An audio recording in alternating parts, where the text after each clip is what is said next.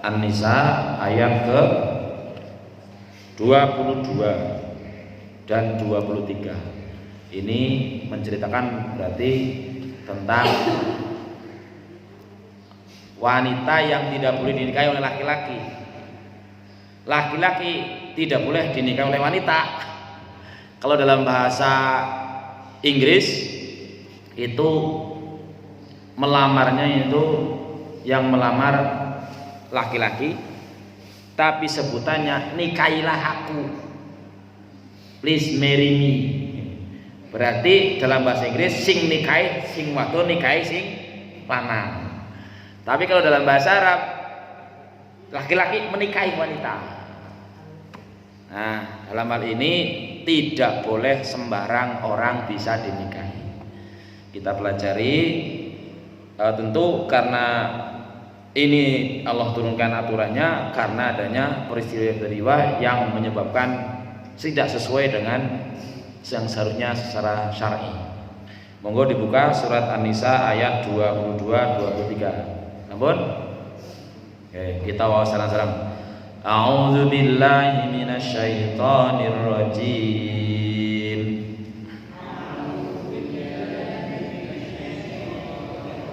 Bismillahirrahmanirrahim.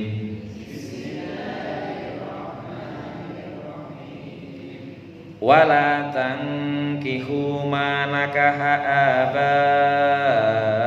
aba'ukum minan nisa'i illa ma qad salaf.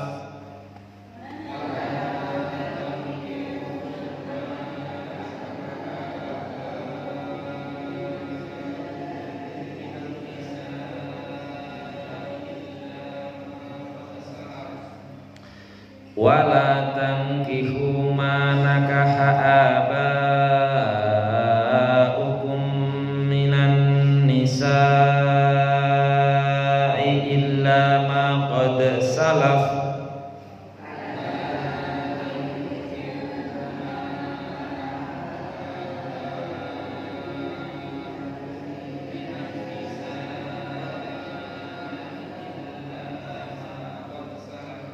Innahu kana fahishatan wa maqtan wa sa'a sabila.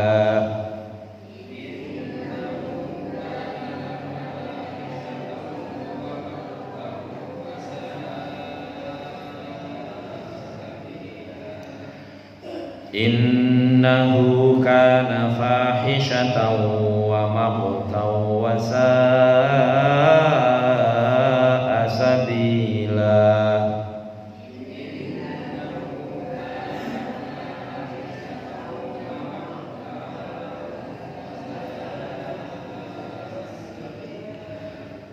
Hurrimat alaikum ummahatukum wa banatukum wa akhwatukum wa ammatukum.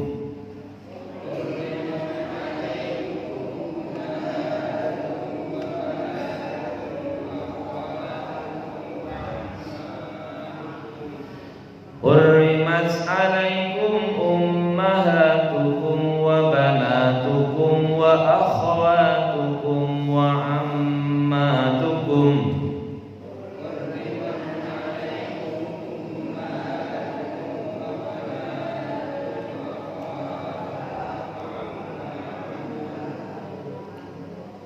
Wa ammatukum wa khalatukum wa banatul akhi wa banatul ukhti wa ummahatukum.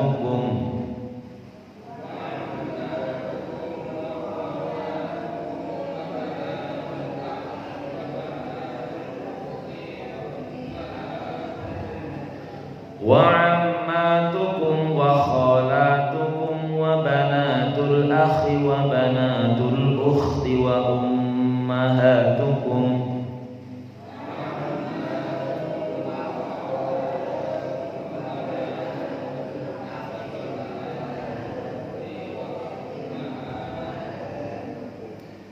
Wa ummahatukum allati arda'nakum أرضعنكم وأخواتكم من الرضاعة وأمهات نسائكم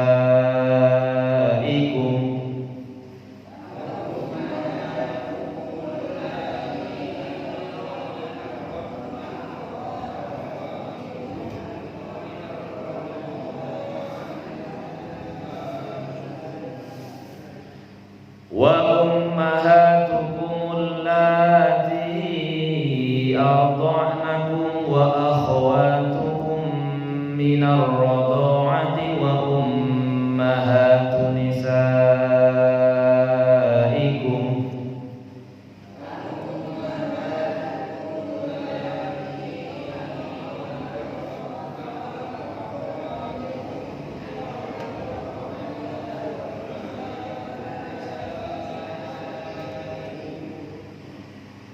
Untuk ada apa-apa betul?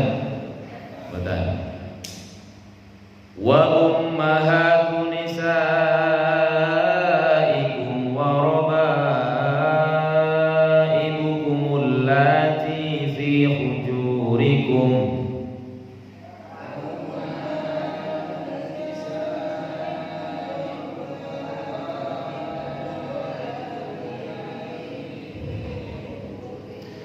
wa ummahatu nisaikum wa rabaibukum allati fi hujurikum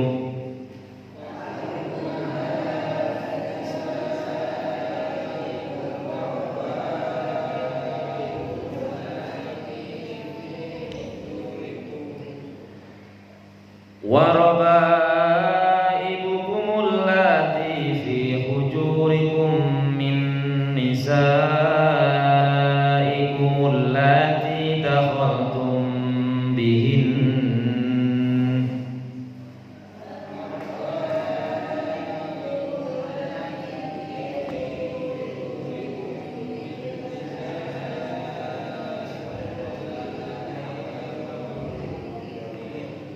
wa rabaibukum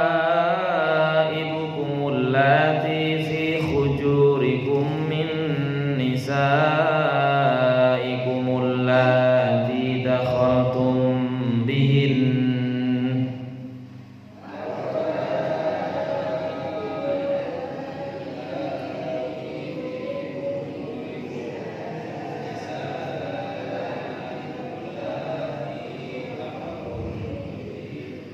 min nisaikum allati dakhaltum bihinna fa illam takunu dakhaltum bihinna fala junaha alaikum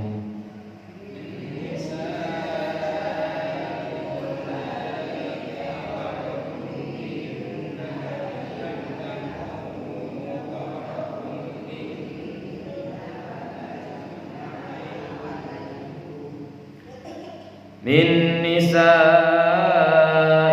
allati dakhaltum bihinna fa illam takunu dakhaltum bihinna fala junaha alaikum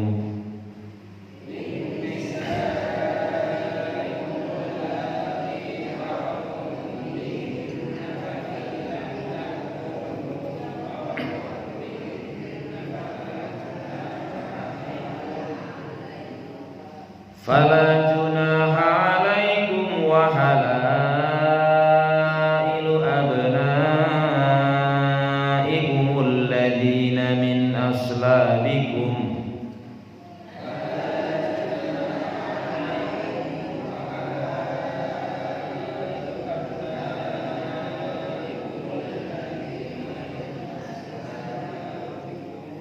fala junaha alaikum wa halailu abnaikum alladhina min aslabikum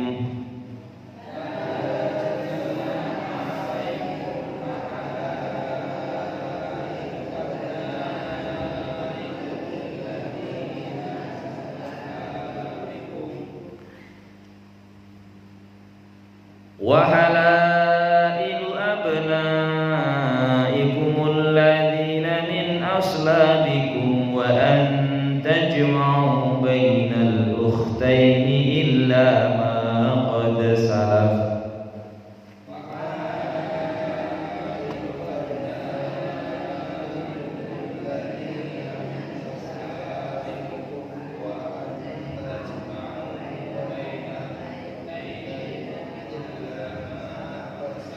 وحلائل أبنائكم الذين من أصلابكم وأن تجمعوا بين الأختين إلا ما قد سلف.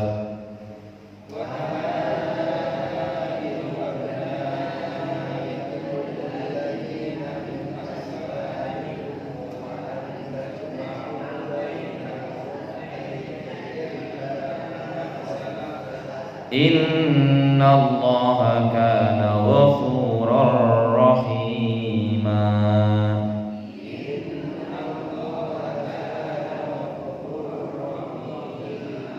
Sadaqallahul azim.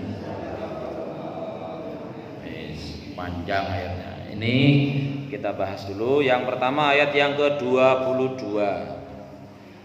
Wala tangkihu manakaha abaukum, dan janganlah, ini larangan dan dilarang dan diharamkan,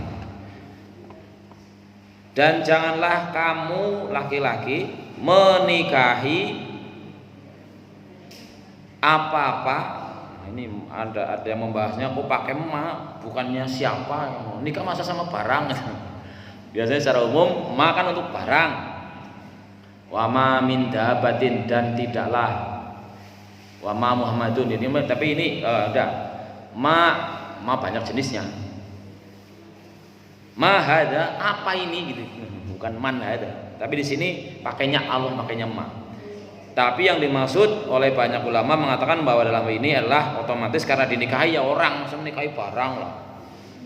Kemarin di ayat sebelumnya sudah dibahas bahwa masyarakat jahiliyah dulu ada yang menganggap bahwa seorang wanita, seorang istri bila ditinggal meninggal oleh suaminya, dulu zaman dulu ketika belum diturunkan syariat tentang larangan menjadikan wanita sebagai barang warisan, dulu begitu, bahwa kalau bapaknya meninggal maka istri bapaknya dianggap sebagai warisan. Yang namanya warisannya bisa ditol, bisa tinggal dewek, bisa. Jadi seperti itu. Dalam hal ini Allah menurunkan aturan, wala tangkihu, janganlah kamu menikahi wanita-wanita yang dinikahi oleh bapak-bapakmu.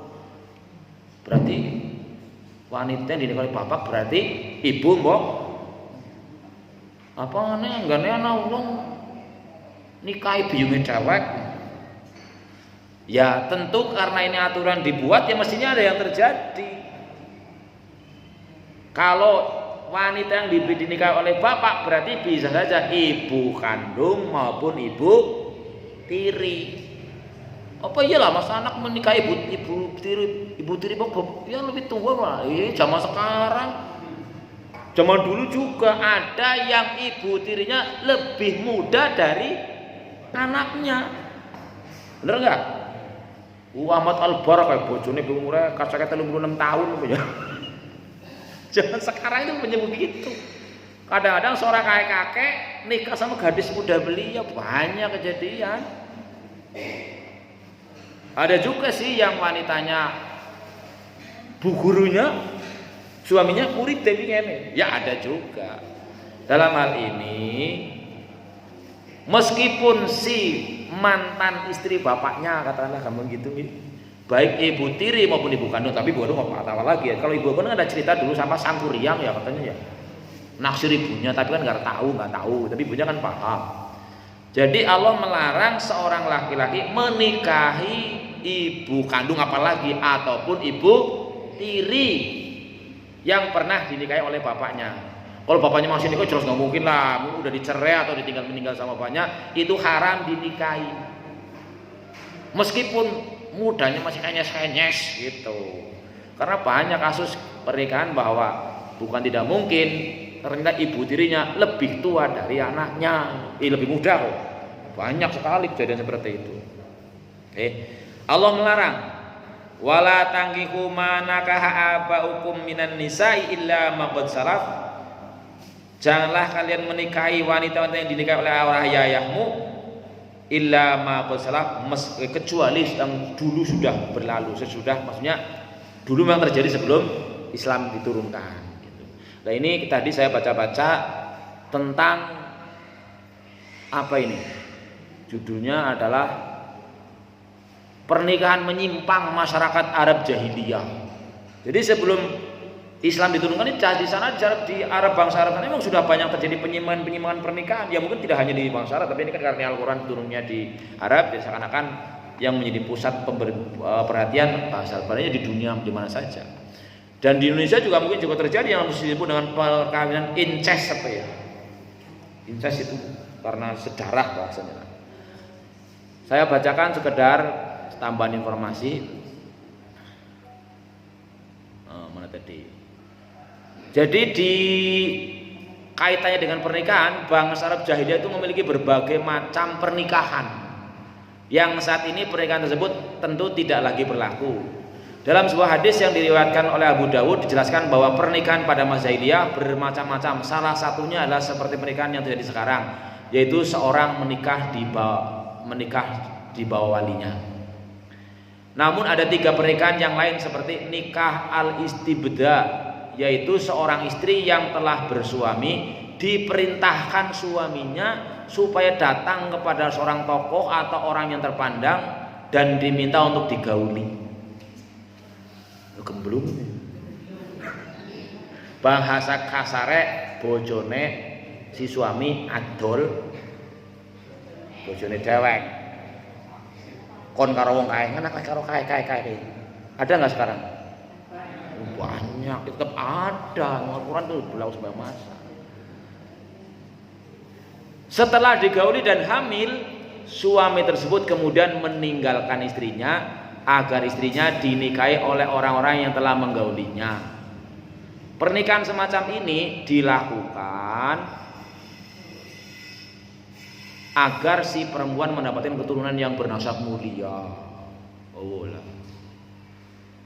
Kemudian pernikahan menyimpang selanjutnya adalah ar-rahat, yaitu sekitar 10 orang menikahi dan menggauli 1 orang perempuan.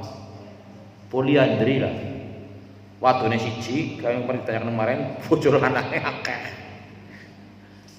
Kemudian ketika perempuan itu tersebut hamil dan melahirkan, maka dipilihlah 1 dari 10 tersebut untuk jadi bapak dari bayi yang lahir. Laki-laki yang dipilih tersebut tidak bisa menolak untuk menjadi bapaknya. Ya kacau ini. Sampai sekarang masih ada. Di India di mana ada. Ini mungkin manusia begitu. Kemudian pernikahan yang terakhir dalam tradisi Arab jahiliyah disebut dengan ar-royah, yaitu seorang perempuan menancapkan bendera, royah itu bendera, di depan rumahnya. Siapapun laki-laki yang lewat, yang melintas, boleh menggaulinya. Ketika perempuan tersebut telah hamil, maka ia memanggil seorang ahli nasab, yaitu disebut dengan qaif. Ahli nasab ini akan memastikan siapa bapak dari si bayi, didasarkan dengan ciri-ciri yang sesuai dengan antara si bayi dan bapaknya. Ya kacau semua. Maka ini Islam di sini menggarisbawahi bahwa dalam ayat ini, walaupun katakanlah janda, berarti janda bapaknya.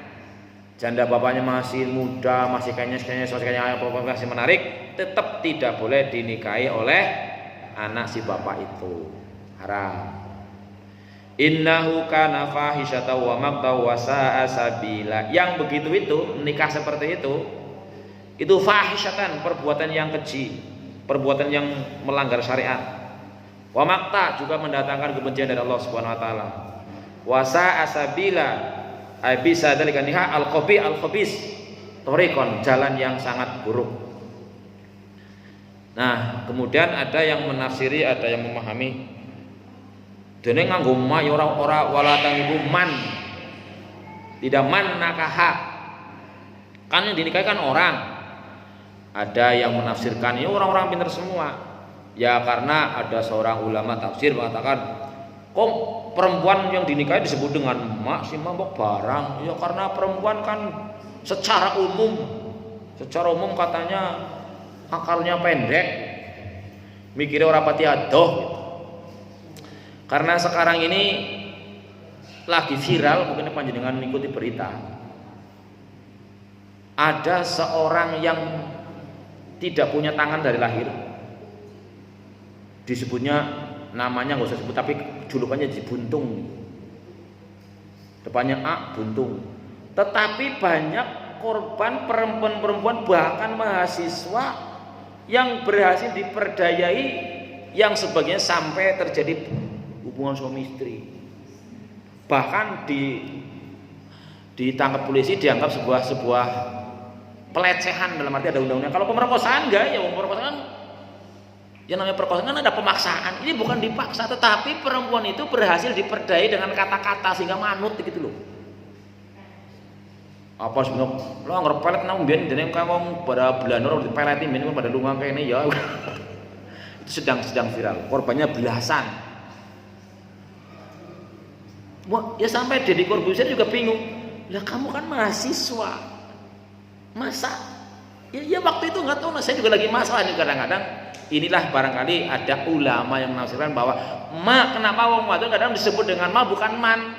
Karena kadang-kadang, karena secara umum orang perempuan itu kurang bisa menggunakan akalnya.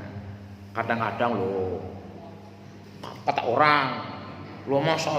Ya kadang-kadang orang mikir disit, mikir carry. Malah syukur kebunuh orang pikir si orang. Jadi ketika melakukan sesuatu kadang-kadang kurang dipikirkan lebih jauh, maka orang menyebutkan ma. Tetapi ya ada ulama lain, oh maksudnya bukan wanita jadi kayak barang, maksudnya disebut ma karena akalnya pendek, karena bukan karena mikirnya kurang dawa. Tapi ya kadang-kadang iya juga sih, kadang-kadang. Misal kalau panjenengan sakit, kemudian akan berobat ke dokter, keyakinan dalam diri kita dengan saya sing marekena dokter apa Gusti Allah, harusnya faida maritu fahuwa yashfin, itu kata Al-Quran. Nek nyomriyang sing marakna meri Gusti Allah, bukan obat, bukan dokter. Kita ming disuruh berusaha. Tapi monggo kadang-kadang lah buktinya nggak nyomong dokter kayak orang mari gitu. Itu kira-kira lebih besar dokternya apa Allahnya di situ? Ya monggo. Kalau saya kemutan bener, anak saya panas tinggi apa ya? Tetap bawa ke dokter anak spesialis di kliniknya. Di situ ada bayi doar-doar, apa nu diinfus ora dadi ke priwet. Terus ayolah aja nak kene. Wong dokter kae bae. Lah, dokter kae anggar ngobati sih dalam buku kowe. Alah sing marana udah dokter iki lah. Ayo mengena. Akhirnya bojoku manut. Ternyata mari juga. Mudah-mudahan kita itu berpikirnya betul-betul dibimbing oleh wahyu, bahwa ya memang kadang-kadang seperti itu. Tetapi juga ada yang berpendapat bahwa kenapa disebut mak di sini sebagai itu bukan masalah orangnya, tapi nikahnya. Kok aja nglakoni perbuatan sing kaya dilakoni zaman biyen kae lho, ngono bojone ramane ngene dinikahi nang kowe gitu. Berarti kan sama dengan nikahi biyunge gitu. Masalah ini juga terjadi ketika zaman Rasulullah itu ada seorang sahabat, seorang yang solih, orang solih di Madinah meninggal dunia, kemudian anaknya akan menikahi itu ibu tirinya. Tapi ibu tirinya nggak mau kan, kemudian mengadu kepada Rasulullah, Mas, kayak apa yang bojone bapakmu ya jenengan ya anakku, walaupun anak tiri. Ya akhirnya mengadu kepada Rasulullah dan turunlah ayat ini diantaranya. Berarti gampangnya seorang laki-laki diharamkan menikahi randane bapaknya. Kaya ora mau ngodon dia bawen. Kadang-kadang begitu. Nah, wis kadang wis seneng priwesi ya memang enggak boleh. Maksudnya pun ada masih budaya seperti apa. Ini peristiwa-peristiwa yang terjadi yang menyebabkan turunnya ayat ini. Pokoknya kalau pernah dinikahi oleh bapaknya, baik perempuan itu randa kembang atau randa kempling sih. Bedane nopo? Nek randa kembang anu kepripun? Kembang kempis. Nikah sedela, dereng napa-napa, bubar. Oh nikah roh. Lah nek randa kempling. Kan konten lagu randa kempling jare. Oh lagu tok. Ya mesti kan wonten istilah, aku sing mboten ngerti. Baik randa kembang maupun randa kempling. Artinya asal niku randane bapake mboten dia niku dianggap mahram. Sanes muhrim nggih. Muhrim niku tiyang sing ihram. Mahram, wanita yang haram dinikahi. Berarti mboten angsal selamanya. Pun jelas nggih. Nah itu monggo nanti bisa dikaji lah. Prinsipnya kita mengaji di masjid jangan ampun marem, wanyus marem kang kono pen. Punten pula waos sing kathah. Terus zaman seniki anu saking gampange bahwa mempelajari sebuah tema, topiknya sama tapi pamaterinya banyak banget ini. Insyaallah mboten marem-marem kudune. Ampun wareg kali ilmu. Kula sering matur kali lare-lare bahwa bedane makanan rohani niki makan rohani niki kali makanan jasmani. Kan jasmani rohani penting dua-duanya. Tapi masih lebih penting rohani. Jiwa lebih penting daripada jasad. Dua-duanya perlu santapan. Tapi bedanya kedadipun mengerti kudune.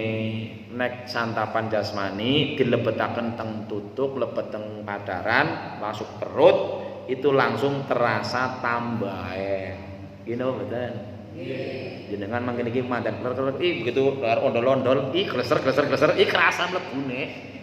Tambahi malih kali ngono iki onde-onde. Oh, tambahi maning karo apem diombene gelas glogok-glogok bener kerasa.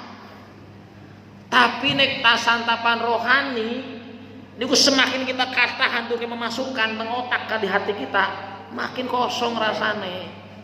Sungguh jatuhnya konten lare tapi tiang komentar lanyong wis ora gelem sing maning lawis kebek tekek niku kotak melompong niku. Bener niku. Nek kita ngerasa ilmune utawi wadah ilmune pun kebek, berarti niku ilmune kosong melompong. Sungguh.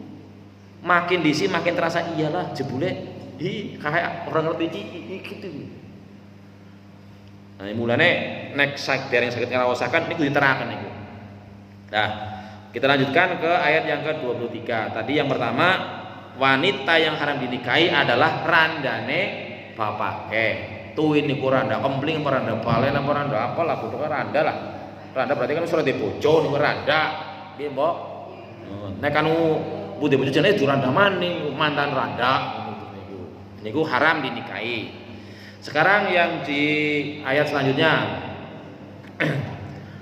Hurrimat alaikum ummahatukum. Jelas diharamkan bagi kalian laki-laki untuk menikahi dengan ibu-ibu kalian. Oh jelas ibu ya kayak apa tetepan. Wa banatukum, anak wadon. Mana kedewek masih nikahi dewek. Tapi ya mungkin saja ada. Makanya ini ada aturan. Wa akhwatukum, dulur wadon, mbok kayu utawa adi. Wa ammatukum, bibi. Wa berarti adik utawi mbak Yune, bapak atau ibu. Niki bedane. Teng bahasa Jawa, bahasa Indonesia, bahkan bahasa Indonesia nggak ada istilah wa. Turunannya nangkang itu bahasanya nanti lain. Ini tidak boleh menikahi sim memang ini bibi. Bibi niku adine nek bahasa Arab am itu dari bapak. Jadi adi utawi mbak yune bapak bibi wa itu haram mundur. Waban wa kholatukum itu bibi dari ibu, berarti adine utawi mbak yune ibu. Itu juga lilik atau bude nggih dari ibu, sama-sama haram. Wabanatul akhi anak wadone dulur lanang, berarti ponakan. Baik anaknya adine utawi anaknya kakange. Wabanatul ukhti ponakan dari dulur wadon. Jelas ya? Tadi ponakan dulur lanang. Kula duwe adik lanang, anak kula duwe adik kula duwe adik anak wadon. Berarti niku ponakan saking adik lanang. Kula duwe adik wadon, adik kula duwe anak wadon maning, berarti niku ponakan saking adik wadon. Itu juga mahram haram. Wa ummahatukum allati ardonakum, dan ibu-ibumu yang berasal dari ibu susuan. Nyusoni onten ini ono dipermasalahkan. Onten ibu-ibu lagi nyusoni anake, ibu sing siji lagi kerja anake, duwe anak cilik luar-luar ya lama si temen ini tegusone nyong. Nah, hati-hati niku. Walaupun nanti diperbincangkan, gue nyusune senyotan apa nganti wareg apa anu kepriwe. Malah sing takon lah gue anger wong lanang suami nyusu aring bojone haram apa ora? Loh kan ada penjelasan diantaranya di para ahli kesehatan. Nek kepengen ibu-ibu awet muda jerek bapakane kon bojone kon nyusu ibuke. Cerek, kurang ngerti lah. Itu makanya nanti dibahas bahwa ya monggo di YouTube di mana itu manfaatnya menyusui bojone iki maksudnya. Kena nonton kok serius. Secara ilmu kesehatan dan ilmu psikologis kejiwaan ada ilmu tentang manfaat nyusoni bojone gitu. Lah ya maksudnya kan apa ini kan pertanyaannya kan apa nanti misalnya si istri sedang nyusoi ini dua anak cilik terus dadak barengan ramane melu nyusoi gue apa kepriwe maksudnya loh. Apa kok jadi haram apa kepripun? Maka yang ada di antara yang membahas bahwa yang menjadi haram seorang wanita untuk dinikahi adalah menyusui dalam rangka untuk memberi makan lah bahasanya. Kan kalau anak bayi bahkan yang terbaik secara medis anak bayi sebelum 6 bulan gua apik kayak empane susu tok iku lho. Kalau kita orang keluar jadi gedang. Mulai penyakitnya pada penyakit weteng pada orang. Jadi secara medis kan begitu. Yang terbaik itu anak di bawah 6 bulan cukuplah ASI saja. Itu akan menambahkan dari namun sekarang wanita karuier mulai jam 6 putus semangat balik maghrib dan anaknya nyusu sapi. Ya yang bagus ya tetap mau digawe ya kenapa diperesna apa kepriwe ya monggo itu trik-trik tapi ini dibahas bahwa yang dimaksud ibu susuan adalah yang menyusu dalam rangka untuk memberi makan. Ya kata tadi bahwa induan-induan bukan sekedar senyotan apa kepriwe lah. Ya intinya ada yang bahas seperti itu. Yang jelas redaksinya mengatakan bahwa ibu sesusuan itu haram dinikahi. Juga wa akhwatukum minar radha'ah, saudara sesusuan. Maka hati-hati ini ibu bapak ibu khususnya yang sedang menyusui. Jangan-jangan tangganya anu melas barang muda sudah besar merantau masing-masing orang ngertian nang kono-kono ketemu maning padahal kuwi anu sesusuan. Sama-sama senenge. Kan nang daerah mereka biasa kok tanggo di tanggane. Mbak tok sing lihat tok. Maksud ya tok. Liane kan tanggo di tanggane kebanyakan. Kono-kono lah, men aja kelia jerek. Itu kalau sampai terjadi seperti itu maka pernikahannya batal, nggak boleh, haram. Saudara susuan artinya misalnya ibu Painah atau Painah bukan ibu Salimah lah, ibu Salimah dua anak lanang, Ibu Fatihah duwe anak wadon. Bayi loro-lorone beda setahun lah. Karena Ibu Salimah anu karier, mangkene iki lungane jam 4 jam 6 bali jam 6. Kalingane nang dalan nang omah anak ora doyan susu sapi. Main kuwi ora doyan susu sapi. Akhirnya melas disusuin nang ibu sing sunggal mali mangkene iki. Barang pun pada gede, paling merantau ketemu maning seneng-senengan dinikahi enggak boleh. Itu namanya akhwatukum minar radha'ah. Wa ummahatu nisaikum, ibune bojomu, berarti ibu mertua. Apa wonten ya nek mantu seneng mertua? Wis pirang-pirang. Rak deleng nang YouTube tuh kadang-kadang kan ada yang merupakan ada kadang ipar maut lah apa mbuh. Itu juga tidak boleh. Wa ummahatun nisaikum berarti ibu-ibu dari istri-istrimu. Wa robaibukumul lati fi hujurikum, serta robaib itu adalah anak apa? Anak tiri.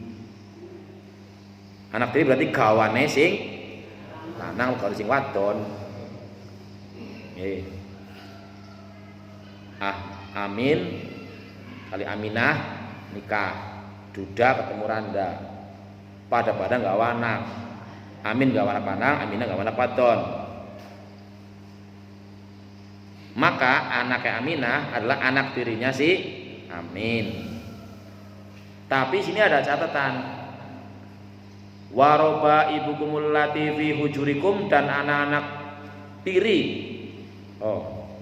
Ai banatu azwajikumul lati ra'aitumuhunna wa dzikrul hijri lasal qayyid inma huwal ghalib li annal ghalib annaha takunu ma ummiha wa yatawalla zauj yatarbiyataha wa hadza bil ijma. Jadi anak-anak tiri yang berada di kamarmu, maksudnya bukan untuk mau nang kamar, biasa anak kan melu biyunge. Apalagi ketika Aminah nikah sama Amin, Aminahnya anak gadisnya masih bayi, bayi turu karo piyunge misalnya gitu, umur setahun 2 tahun misalnya gitu. Itu anak tirinya menjadi mahramnya si Amin tadi. Allati fi hujurikum, yang ada di kamar kamu, min nisaikum allati dakhaltum bihinna. Syaratnya dalam ini catat dengan catatan bahwa si Amin sudah berhubungan suami istri sama Aminah. Randa nggak anak, Duda nggak anak, terus bapaknya sudah berhubungan suami istri sama Aminah setelah menikah, maka anaknya itu menjadi anak tiri yang haram dinikahi. Tapi, nah ini, fa illam takunu dakhaltum bihinna fala junaha alaikum. Bareng dipikir-pikir, kalau kamu belum mendukul kepada Aminah tadi contohnya, maka boleh. Mir barang pikir-pikir, ayo anak wadone lah. Akhirnya sing biyunge dipegat, tapi nutisi dereng dikapak-kapakaken, urung ngapa-ngapa lah. Bahasane ngerti paham lah nggih. Nah, terus lah Bu, jenengan pegat lah. Yang karo anak wadon bae ya. Jangan lah. Nah, niku boleh.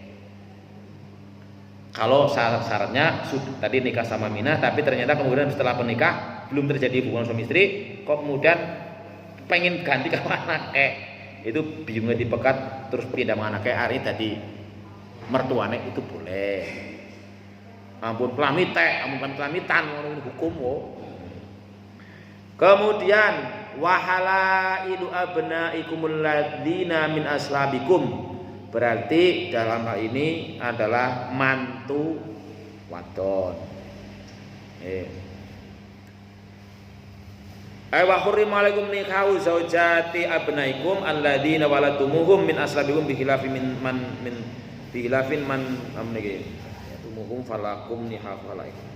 Jadi menikahi mantulah, mantune berarti anaknya lah. Amin punya anak lanang, anaknya Amin duwe bojo. Lah masa terus dinikah nang ramane? Enggak boleh. Wa antajma'u bainal ukhtain illa ma qad salaf, serta menggabungkan dalam satu pernikahan 2 saudara perempuan. Ini kalau kakak beradik masih hidup dinikahi kabeh loro nek mboten angsal. Tapi nek istilah turun ranjang atau naik ranjang ya boleh. Gitu. Dan itu sudah umum gitu mriki nggih. Artinya ketika dulu menikah sama Mbak Yunya tapi Mbak Yunya kemudian cerai atau meninggal, pindah ke adiknya itu boleh. Innallaha kana ghafurur rahima. Sungguh Allah Maha Pengampun lagi Maha Penyayang.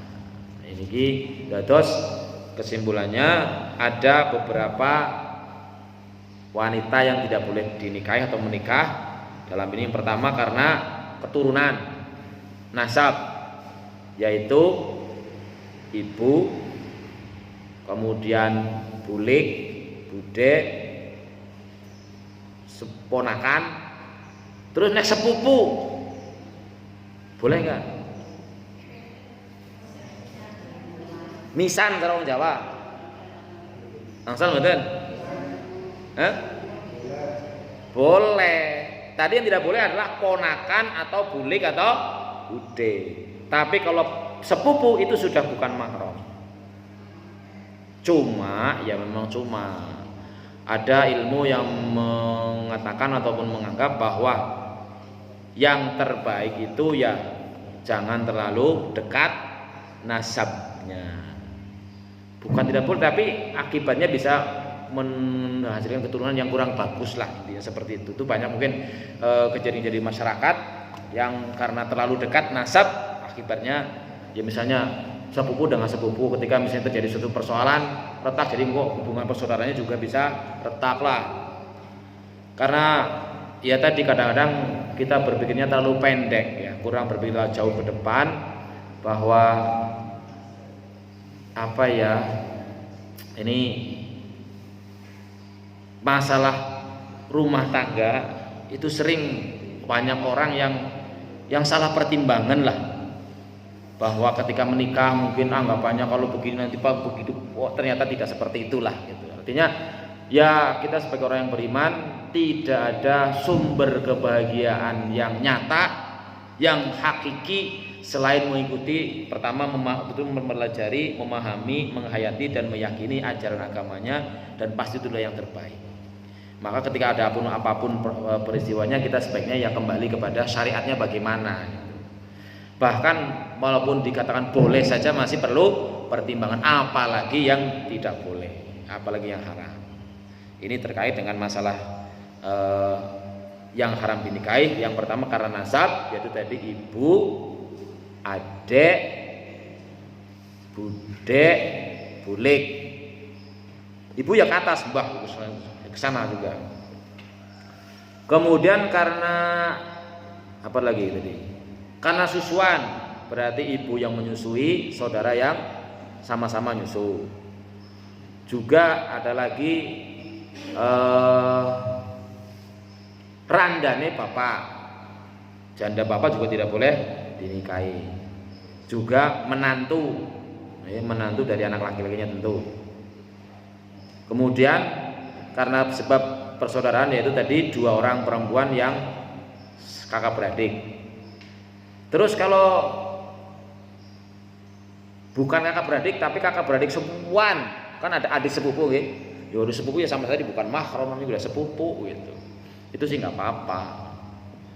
Ini tentu Allah mensyariatkan syariat-syariat ini ya tentu untuk kebaikan dan kemaslahatan manusia. Karena sekali lagi kita pahami bahwa Allah menentukan hukum itu, bahkan syariat yang lainnya bukan untuk kepentingan Allah itu sendiri, tapi untuk kepentingan kita. Maka jangan sampai terkesan bahwa seakan-akan kita sering kadang kawus Gusti Allah nyong orang lakoni iki kae. Seakan kayak murid kawus Pak Guru nyong ora pinter. Gitu ya. Jadi mudah-mudahan kita diberikan taufik oleh Allah Subhanahu wa taala bisa mengamalkan, dan katakanlah kalau ada hal-hal yang memang meragukan itu sudah berlaku tentuan, tinggalkan yang meragukan. Yang baik juga pastilah banyak gitu. Dalam hal ini khususnya kaitannya dengan masalah perjodohan. Dan seringkali terjadi karena kekurangan pengetahuan kita kemudian tidak memenuhi apa yang diharapkan dalam perjodohan itu. Khususnya bahwa tujuan dibentuknya rumah tangga adalah untuk mendapatkan sakinah, mawaddah, rahmah dan barokah. Maka tentu tidak ada sumber ketenangan, sumber kasih yang benar, keberkahan selain menggunakan barometer ukuran dari Allah Subhanahu wa taala. Mungkin itu yang bisa kita bahas, dan sekiranya ada persoalan monggo kalau mau ditanyakan, kalau bisa jawab, kalau nggak mungkin saya carikan jawabannya. Kita membahas tentang mahram, istilahnya mahram ya, tapi sing terkenal di kita muhrim. Ada orang-orang udah muhrim kan, mahram yang diharamkan untuk nikah. Kalau muhrim itu orang yang berihram. Oke. Amun cekap. Mudah-mudahan Allah berikan taufik kepada kita sehingga kita bisa memahami, menghayati, meyakini dan bisa mengamalkan syariat Allah terapkan untuk kemaslahatan kebaikan kita dunia hingga akhirat. Amin ya rabbal alamin. Kekurangannya dari Allah saya mohon maaf. Segala hal yang betul dari Allah Subhanahu wa taala, mudah-mudahan kita diberi petunjuk. Kalau nggak ada pertanyaan, kita akhiri dengan doa penutup majelis. Subhanakallahumma wa bihamdika asyhadu an la ilaha illa anta astaghfiruka wa atubu ilaik. Assalamualaikum warahmatullahi wabarakatuh.